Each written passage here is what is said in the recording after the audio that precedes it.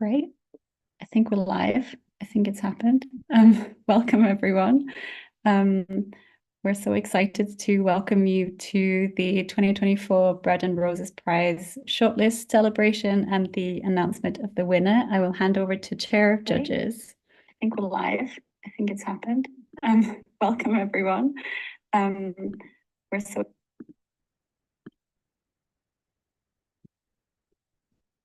you're muted, Wow. I think. It's been 4 years since we've been using Zoom and I still do this. Hello, everyone, and welcome to the Bread and Roses Award for 2024. We're delighted, as my colleague Christina just said, to invite you all here and to have this event finally. This has been a long time coming, especially for our judges, some of whom are on the call with us and some of whom are watching, and indeed for the writers who have been following along and being kept up to date that they're in the running. So the event today will begin with a short introduction by me, and we will swiftly move on to readings and introductions from our writers. At that point, we will also welcome, or shortly after that, we will welcome some questions from yourselves, from anyone watching, whether that's on YouTube, on the Lighthouse event page, or anyone else. And then we will at the end, we will announce our winner. So just a very brief introduction. The Bread and Roses Award has been running since 2012. It was established by Housman's Bookshop down in England and has since been hosted by Five Leaves and by Lighthouse. This is, I think, the third year that Lighthouse has run it, and we have been overjoyed each year and also shocked that each year it becomes harder to judge because we get sent so many incredible books to read, and we are supremely grateful for that. The award is a celebration of radical political nonfiction that can take many forms. It has in the past taken the form of essays or of even graphic nonfiction, so illustrated books. Regardless of the form it takes, these books are informative, they are accessible, they are radical and political, and they speak to the topics that we very much need to know about, and what we need to kind of take with us into the future. The award is run by the Alliance of Radical Booksellers, and there is a webpage that you can look at to look at the history of the award and to understand which bookshops are part of the Radical Alliance. And each one of them is fantastic, so you should totally check them all out. At this point, I feel like I have spoken enough. And so I will say now that our prize this year has been judged by a panel of 7 judges who have been overwhelmed and overjoyed by how incredible these books have been, and have engaged in extremely lively and very dedicated debate. And it has never been an easy choice to decide between these books, and even to get to this point of these books that are incredible, just stunning books. They are, and I will read out the names of these books now. We have I Feel No Peace, Rohingya Fleeing Overseas and Rivers by Kamel Ahmed, Friends of Israel, The Backlash Against Palestine Solidarity by Hil Eked, Empire of Normality, Neurodiversity and Capitalism by Robert Chapman, Shattered Nation, Inequality and the Geography of a Failing State by Danny Dorling, Women, Life, Freedom, Voices and Art from the Women's Protests in Iran, which is edited by Maluha Halesa, and Divided, Racism, Medicine, and Why We Need to Decolonize Healthcare by Dr. Annabelle Shewewima. So, without further ado, I will invite Kamel Ahmed to come forward and give a brief introduction and reading from their book. So if you'd like to unmute, and yeah, fantastic. Hi, yeah, thank you so much for considering the book and having me on here. I'm a journalist currently at The Guardian, and this book it took was based on several years of reporting. It's about the Rohingya, who are an ethnic group from Myanmar, where for decades they were persecuted because they weren't seen as part of the kind of nation building project after independence from the British. It's a book about their exile, their abuse, their human trafficking, the exploitation that has followed the Rohingya wherever they've been pushed, and they have been not accepted by any country um, they have fled to. And it's also about the neglect of an international system that has done nothing to solve the problem of them being rejected by Myanmar, and also very little to help them survive, and even been complicit in some of the worst issues they faced. I'm going to read a little bit from the second chapter about kind of the point where I decided I would write a book about the Rohingya, and it was a meeting with a man called Nobby in 2015, which is actually a few years before. If you have heard of the Rohingya, you may have heard of them in 2017. And so this is kind of the moment that I realized I kind of started to really understand what the Rohingya were facing. And this was in Bangladesh with Nobby, who was a refugee who had grown up in Bangladesh since the early 90s. Are you going there? Nobby stammers as his legs snap stiff, his body recoiling in a cry to be far from the river his parents crossed with him when he was a child in 1991 and they ran from their home. It's not that he fears the river enough, exactly, though the history of that waterway would have justified it. Cleaving the border between Bangladesh and Myanmar, for decades it has seen survivors seek safety through the flooded paddy fields to its north, or on Bangladesh's coastline further south, where the river meets the wild waters of the Bay of Bengal. The river has itself borne hundreds of thousands more, through storms that toss panicked souls already struggling to cling to the vessels, both boats and body, that carry them. As he ambles absent-mindedly towards its banks, it is not any collective Rohingya memory of the role the River Naf played in his community's exile that strikes Nobby with fear. It is because that river is a place where men wear uniforms. We are meeting for the first time, and he is, in that moment, describing to me the terror of a childhood squeezed between the fingers of the Bangladeshi army's closed fist, a sign to remind him he was not native to the country he lived in, just as Burmese soldiers had earlier harassed his parents to leave the country both they and their grandparents were born in. Everything about him is new to me. He is the first Rohingya I have truly met for an open conversation rather than one guided by questions. But it is in watching rather than listening that I learn the most. He is a kind man, and though his face is young, it is also tired. He's nervous, and his eyes are watchful, forever darting around, scanning his environment, even though there is no one there. The reason, then, that he is suddenly frozen like a troubled deer is that he has spotted a group of uniformed men stepping down to the river's bank.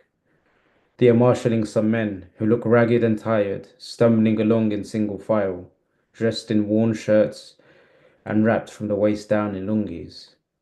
The uniforms do not belong to police, as Nobby at first fears, but to Coast Guard officers more interested in the men they are bringing to land, trafficking victims who have recently jumped from a people smuggler's fishing trawler into the sea.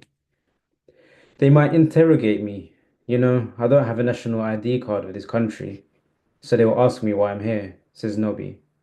He's 28, a man questioning his own right to be anywhere beyond the refugee camp he was raised in, let alone the homeland he was born in on the other side of the water. He has learned this over the course of his life. I have to go and investigate, but he decides to retreat and promises to wait in another location out of sight so we can continue talking. Nobby is not the first Rohingya to be struck by a special fear at the sight of a uniformed man. They are the visible presence of the state of a stateless people, a community without reason to feel any of the patriotism typical of most nations towards men armed and uniform. Whether from the army or navy, Coast Guard or paramilitaries, or whether that cloth sits on Burmese or Bangladeshi soldiers, none of it belongs to them. The Tatmadaw uniform represents a nation they have been told for almost 40 years they do not belong to. It was worn by those who came to their villages with guns and machetes and with fuel to burn their homes down. Men in Burmese military uniforms took Rohingya men for forced labor, raped Rohingya women and told them to leave the country, pointing to Bangladesh. Across the border, more men, now wearing Bangladeshi uniforms, policed their lives in squalid refugee camps and beat them till the time came to round them up and pack the Rohingya on boats across the river back to Myanmar. That's it. Thank you so much. It's a truly powerful book, and very grateful to you for having written it. We'll move now on to Hill Aked, who wrote Friends of Israel. Hi there.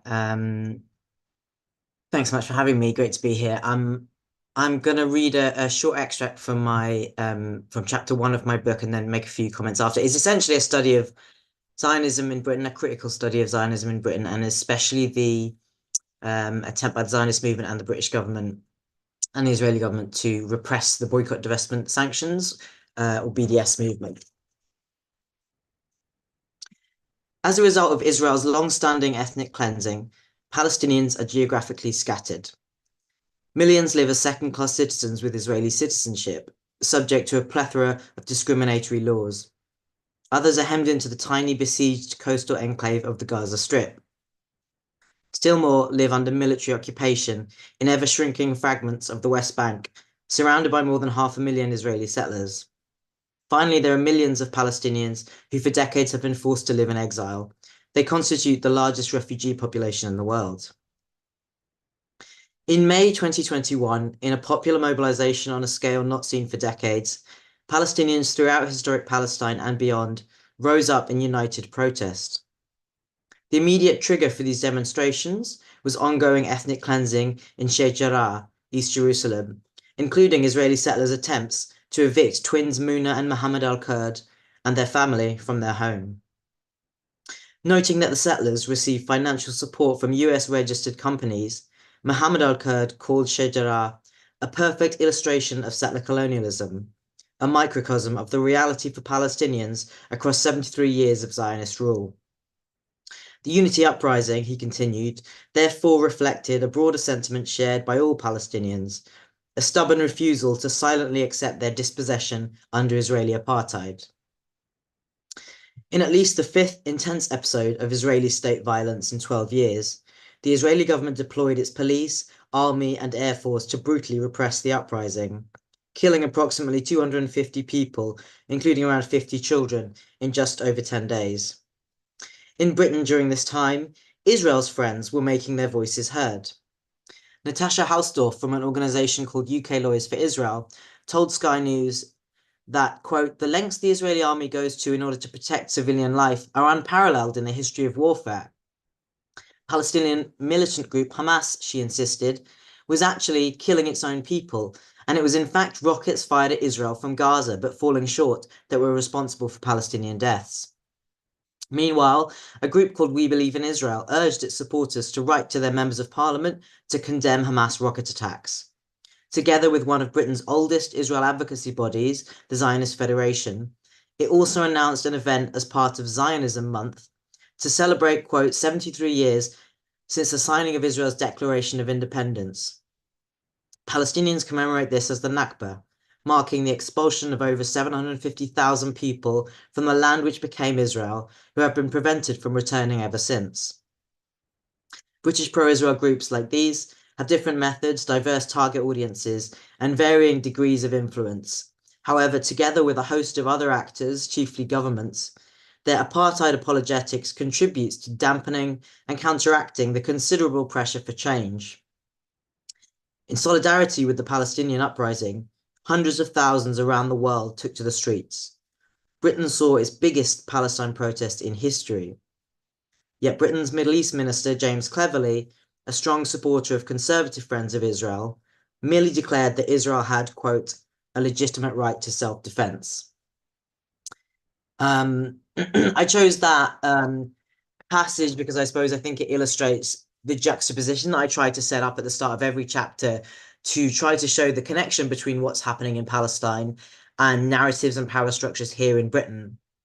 And also how here in Britain there is huge popular support for the Palestinian cause in the public, but that this isn't reflected in the media coverage or government policy. So there's also this conflict between the state and the streets or the public. Honestly, I wasn't really sure what to say tonight because I do think words feel quite inadequate in light of the scale of the violence, destruction, and pain that Palestinians are facing and that Israel is perpetrating right now, aided and abetted by allies, including Britain and the US.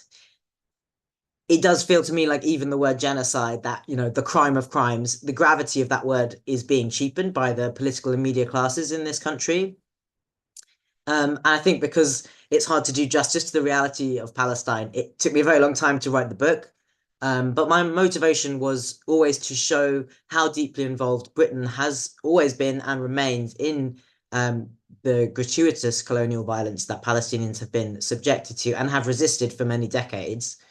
And I also wanted to show that because Britain is so complicit, that also means our activism and our organizing for political change here can make a difference. And I wanted to empower action. And I think that kind of close relationship between books and social movements is very much in the spirit of this award. So I'm super chuffed to have been shortlisted. And thanks to the organizers and huge respect to all the authors as well. Free Palestine. Thank you so much, Hill. That was brilliant. Thank you so much. We'll move now to Empire of Normality, Neurodiversity and Capitalism by Robert Chapman. Thanks. Can you hear me okay? All good. Oh, great. Great. Thanks so much. It's such a huge honor to be nominated and then shortlisted. This is basically some of literally my favorite bookshops across the UK, and putting me in a list with many of my favorite authors. So including people this year and many of the previous winners and finalists as well. So thank you so much to the Radical Alliance of Booksellers and to everyone involved. So Empire of Normality, really I was just to say a bit about who I am for people who don't know. I'm a disability and mental health organizer and writer. I'm also now an academic. I've been really involved with the neurodiversity movement for quite a long time, well over a decade. At least that's a long time, given that it's quite a young movement. And although I've been a proponent for a long time, I've also become frustrated with some of the analysis developed in the neurodiversity movement. I think many of the problems identified are correct. There is a kind of neuronormative domination and oppression, which is pervasive across society. And yet the main approach in the movement, I came to think over a long time, was not sufficiently anti-capitalist. It didn't link the oppression of neurodivergent people to capitalism sufficiently. And as this belief, as I formed this belief slowly over many years, I tried in various ways to communicate it or to talk to people about this, and this came out in blogging in all sorts of ways. And eventually, after probably getting lots of things wrong, I felt ready to write a book. And really the book is, I describe it in the book as an attempt to raise a kind of neurodivergent consciousness, or to help raise that. I'm doing a small part in a bigger collective thing. And the consciousness is partly a kind of historical and political consciousness. It's about understanding where neuronormativity comes from. It's about understanding why it arose at this point in history, about why so many people are suffering right now, why so many neurodivergent people are dropping out of school and going in a kind of school to prison pipeline, why so many of us experience homelessness, why suicide levels are so high among neurodivergent people, and incarceration of all different kinds. And it's about trying to understand this in a more systematic way. So that's really what I'm attempting to do in the book, to help raise that consciousness, to do my small part towards that.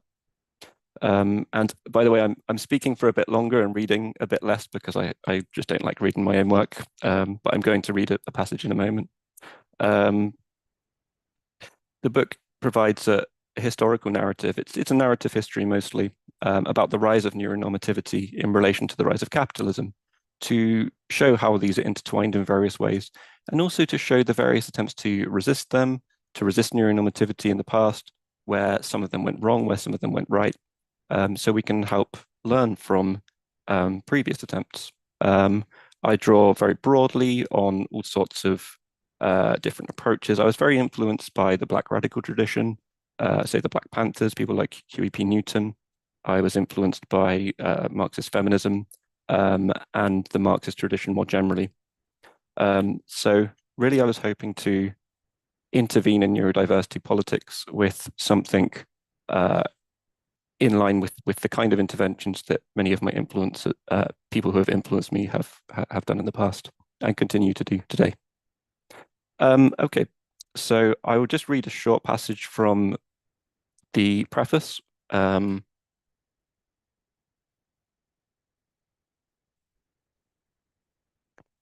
My aim here is to develop a more radical analysis of neurodiversity history, theory, and politics, built from a broadly Marxian perspective. This begins with a materialist interpretation of the history of neurodivergent disablement and our understandings of normality and disability. I seek to place them within the broader context of a range of interlocking systems of domination, most centrally capitalism. In turn, while I locate the origin of the problem much earlier, I suggest that especially since the mid-20th century, capitalism has reached a stage where neurological domination, through either disablement or alienation, has become pervasive regardless of how close or far each of us sits to the neurotypical ideal. In an important sense, what I want to show is that as capitalism's domination shifts more towards the neuronormative, the further capitalism itself intensifies. Here we see a dialectical tension between the expansion of the domain of capital alongside a simultaneous restriction of neuronormativity that accompanies it. In covering this, I hope partly to show that things are as they are not due to natural necessity, but rather due to specific historical and economic conditions. By the same token, I hope to show that things do not have to be as they are, and that by placing neurodiversity theory and praxis within broader anti-capitalist struggles, we might help make them otherwise. This is not an attempt to offer a fully developed political strategy, since I think that is something to be done collectively, and which we are only beginning to be ready for. Rather, it is an attempt to help develop a historical neurodivergent consciousness in such a way that will make collective efforts to develop strategy more possible. The first aim of this book is thus to uncover a past that has been rendered opaque, and the second aim is to help us open up a future that we cannot yet fully understand, yet which is important to try to reach for nonetheless. That's it, thanks. Thank you so much. That was great. Thank you so much. We'll move now to Shattered Nation, Inequality and the Geography of a Failing State by Danny Dorling. Thank you very much. I'm a geographer, an academic geographer based in universities, and I wrote this book for Verso, thanks to Leah Hollis, who I finally managed to persuade after many years. It was worth writing a book with the word geography in at least the subtitle. So the subtitle is Inequality and the Geography of a Failing State.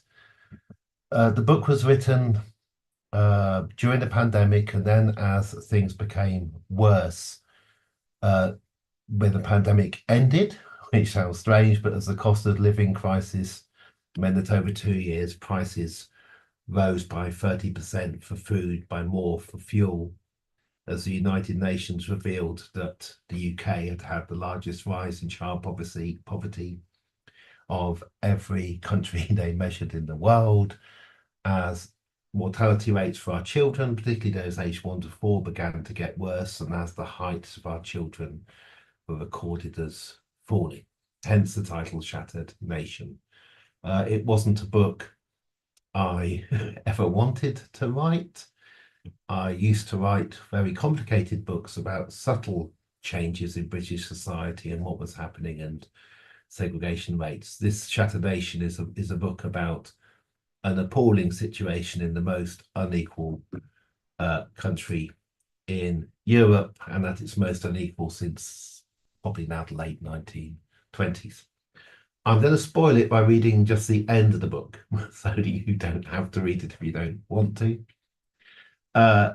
It would be usual at this point to end on a positive note concerning what should be done. Phrases such as hope and solidarity and the common good could be used, and a positive vision of courage and inclusiveness described, a vision of people voting in hope and not fear, voting for a better world in difficult times. Other countries could be listed, ones that have been overcoming enduring hopelessness and right-wing or otherwise authoritarian oppression. The widespread support for workers' strikes in 2022 and 2023 could be cited. That might all sound relevant, but I don't think it is what someone reading this book most needs to know. What may help most at this point is to realise that if there is no planned progressive change of the kind that last began in 1942 during the Second World War, then in each year from here on, there will be more crises. No revolution will occur that will deliver some kind of rapturous transformation. It is even possible that inequalities could fall within the large majority of the population, while rising overall because just a tiny few at the top are allowed to keep taking more. Housing could become even more precarious than it already is. Pension funds could fail. The health and social care crisis could deepen. Education may become even more unaffordable, and mental health become even worse. The people who will lose out the most, if we just try to stagger on with a few minor remedial actions, are not the poorest. They are already suffering the most. Instead, it will be you, the reader of this book, and more people like you. So that speech is dedicated to Keir Starmer and Rachel Reeves, and thank you ever so much for shortlisting this book. Thank you. Thank you so much, Danny.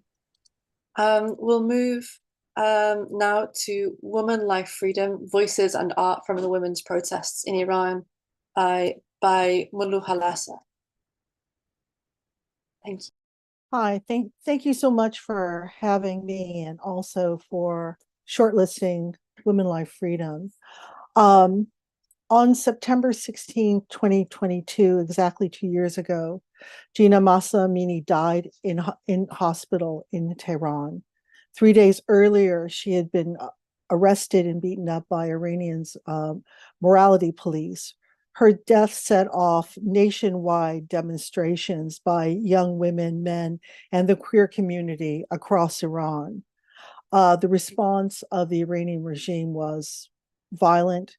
Women were shot dead in the streets. Women were shot in the eye. They were shot in the back, in their genitals. As horrible as this sounds, change has come to Iran.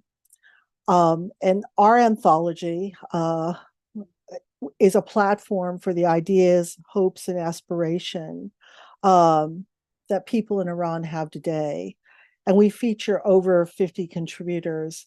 I'm going to read a short essay by, and it's entitled Braving Tehran's Roundabout, Maidan Valiasar, New Encounters in the City. And this is by a translator. Her name is Farnaz Harari. My head is uncovered, so is my neck.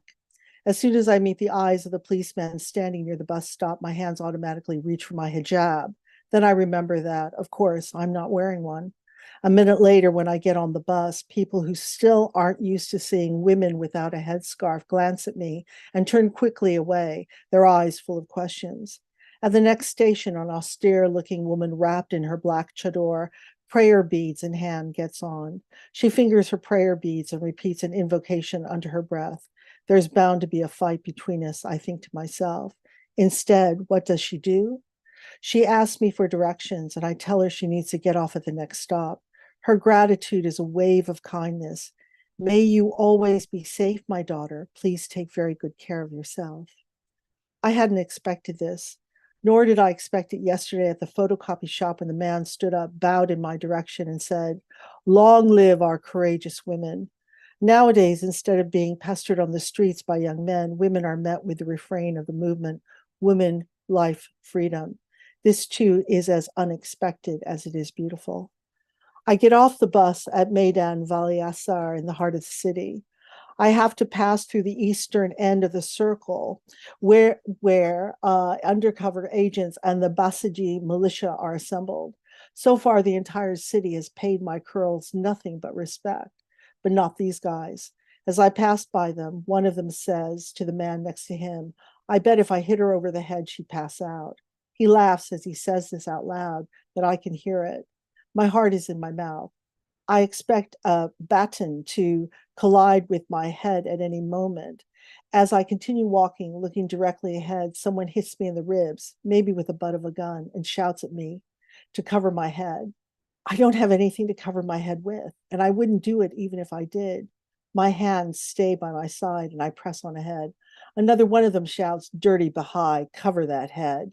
The next man adds, "Baha'i slut." I hadn't realized until now that to these men, calling someone a Baha'i, a member of a much abused religious minority that started in Iran in the 19th century, is the ultimate insult.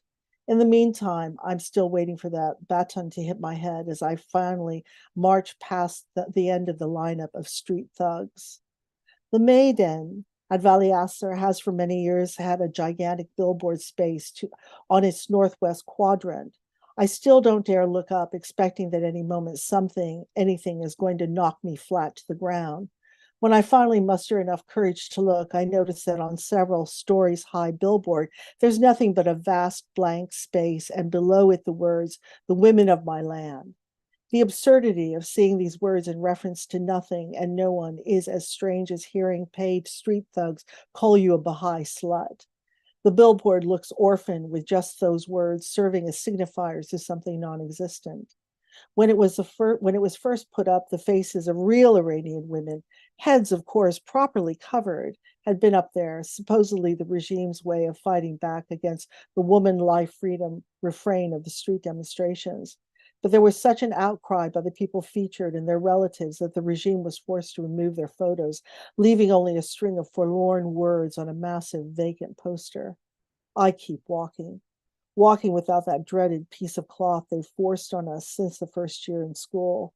The piece of cloth that clawed at my throat throughout my younger years would often slip off without me realizing. That piece of cloth is gone from my head and from those of many others. For us, it's as if the Berlin Wall has finally come down. I've run a gauntlet and a fire of insults, and I'm still in one piece. The fear is still with me, but it's only lurking in the background. Our world has shifted here. Those militia goons can say what they want. The truth is that not wearing a hijab no longer means being a loose woman or a slut in this country. It no longer creates a feeling of us versus them. We Iranians are all in this together, and no one is going to hang us from our hair in hell anymore. In primary school, the religious studies teacher insisted this is what would befall us if we were seen outside in public without our hijabs. The image of being strung up on my hair in hell was so traumatic that I begged my parents to take me to the barber and cut off all my hair like a boy's. I figured no one would be able to hang me by my hair if I didn't have any in the first place. Nowadays, loose hair, without a forced casing of fabric around it, is simply hair. Nothing more, nothing less. This hair is not going to lead any young man astray with desire. At the very least, the people on the streets of my city have realized this. Maybe one day, the country's religious studies teachers will get it too. This was translated from the Persian by Salar Abdo. Thank you. Thank you so much, and thank you for the context in which you placed that. We will now move on to Divided, Racism, Medicine, and Why We Need to Decolonize Healthcare by Dr. Annabelle Shoemima.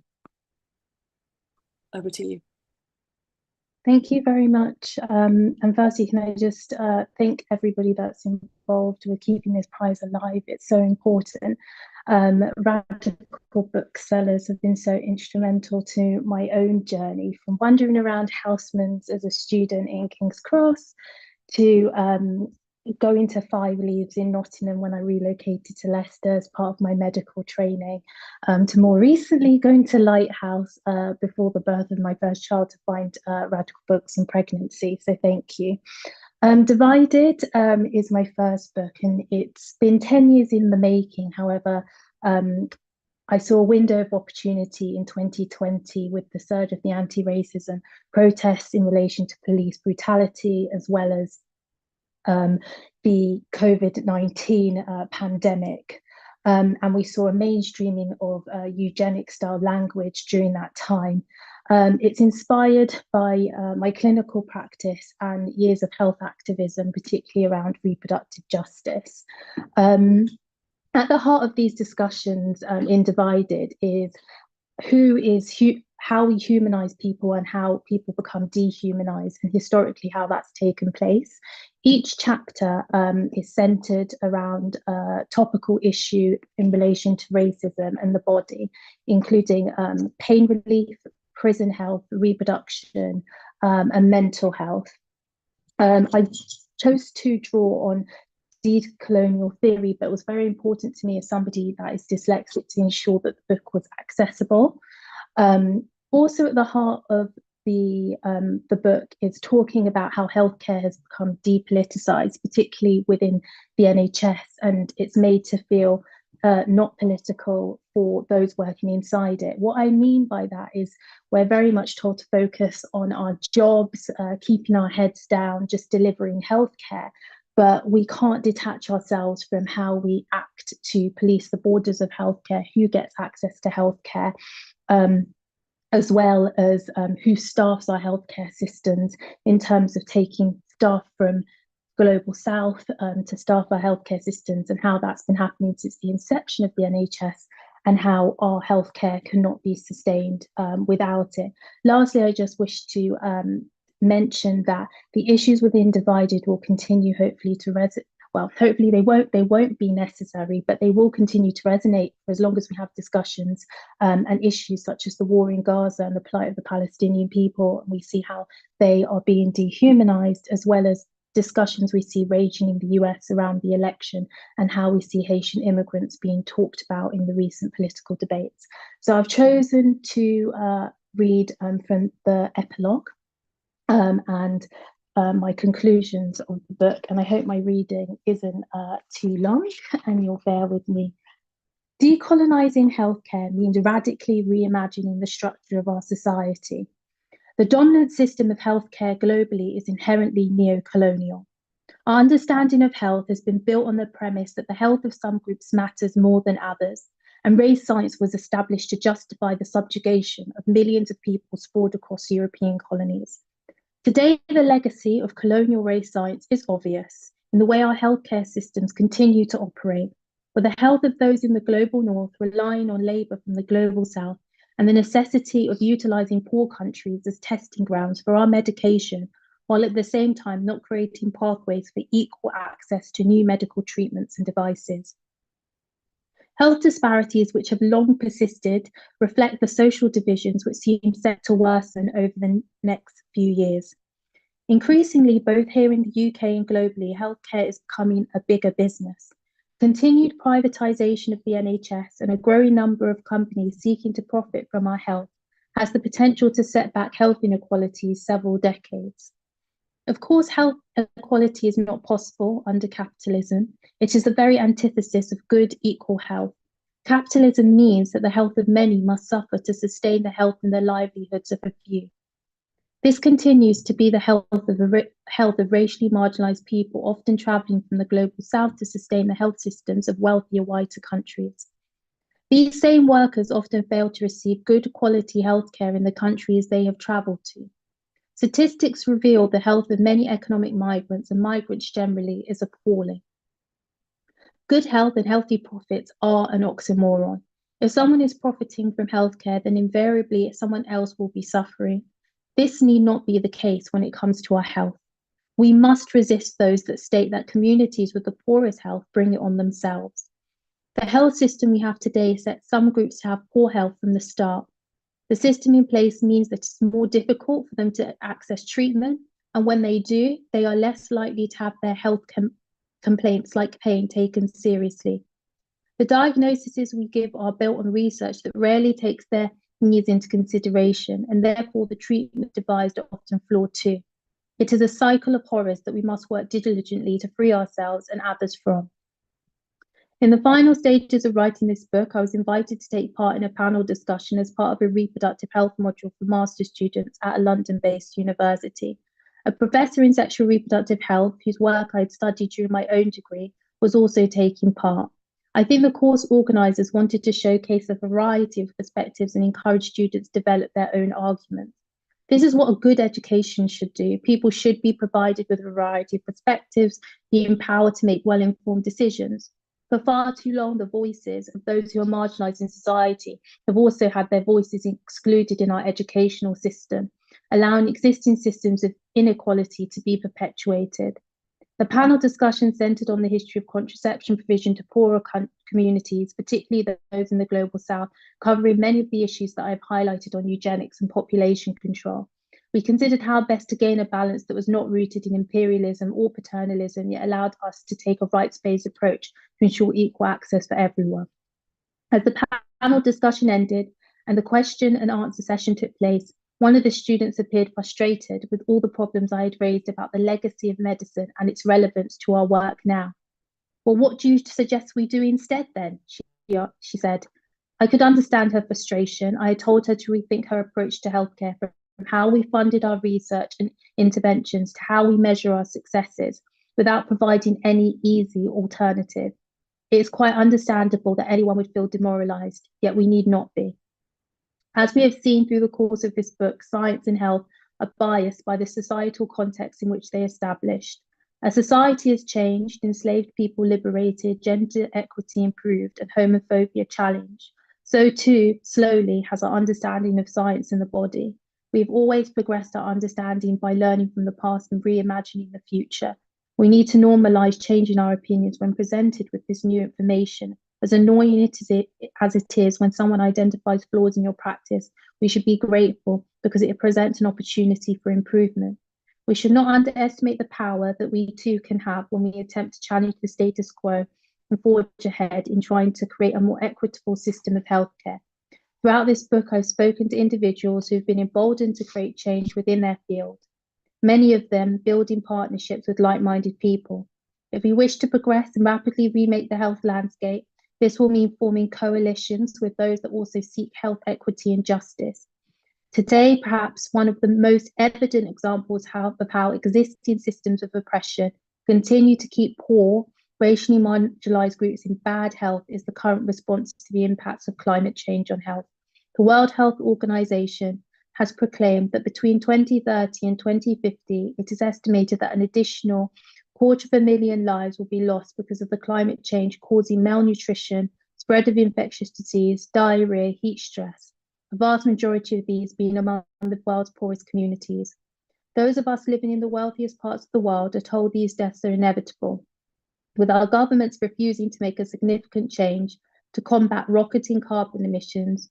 While it is much easier to ignore the needs of those living on different continents, many seem content to ignore the impacts of our lifestyle decisions on the most disenfranchised that live in closer proximity. In 2020, Ella Kissy Deborah, who died in 2013 at the age of 9, became the first person in the UK to have air pollution listed as a cause of death. This was finally recognised after years of dedicated campaigning by her mother, who told the inquest that Ella had attended hospital a total of 27 times over 3 years prior to her death.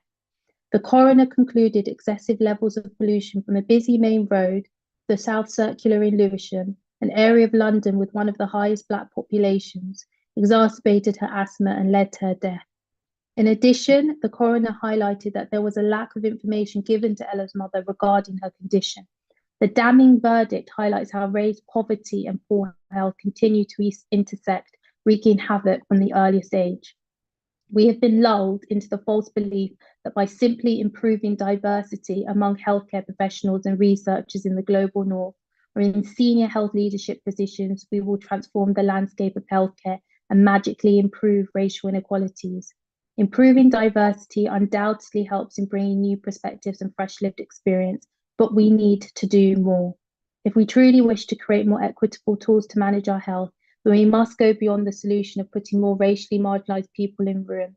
Instead, we must interrogate the very foundations on which our understanding of the body and our own health has been built, pushing discussions on health inequalities much further.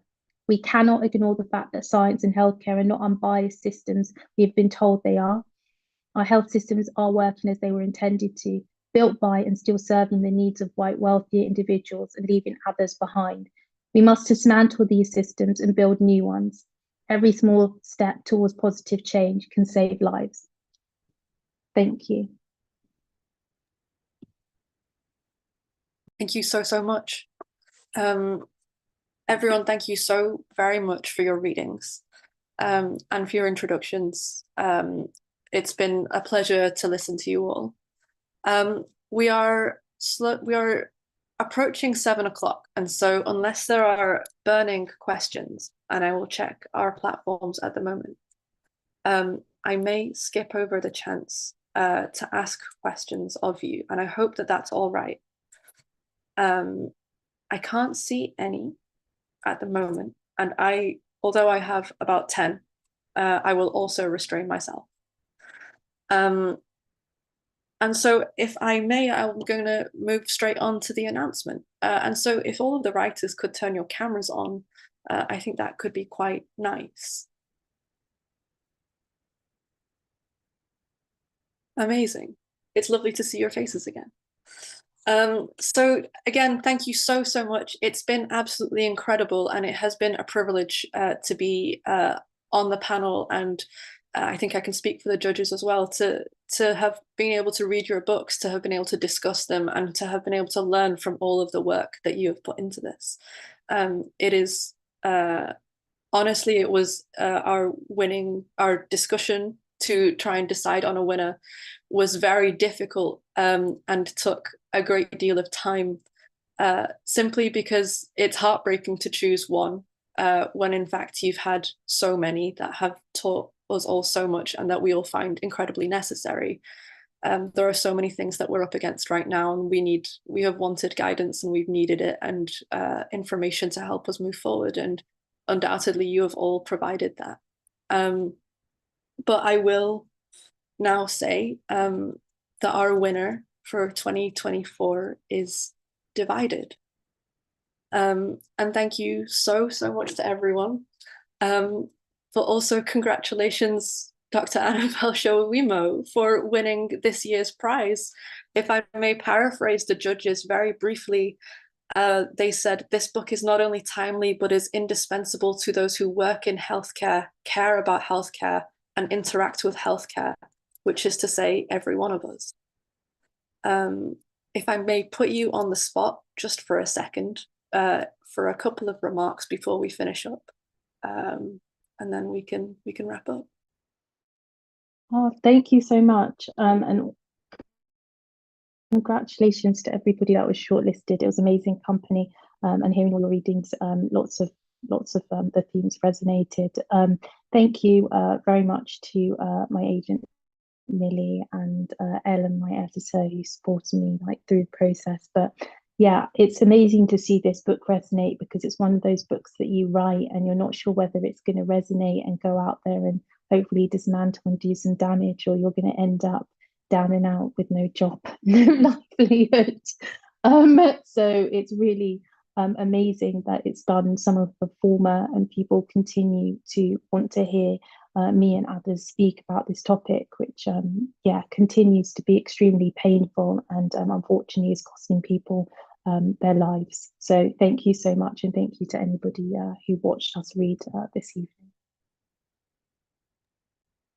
Fantastic. This is all we have time for today during this live stream. So we're going to cut the live stream here. But writers and anyone else on the call, if you'd like to stay around for a few exchanges of words and little debriefs, then you're most welcome. And I will leave it to our administrator extraordinaire, Christina, to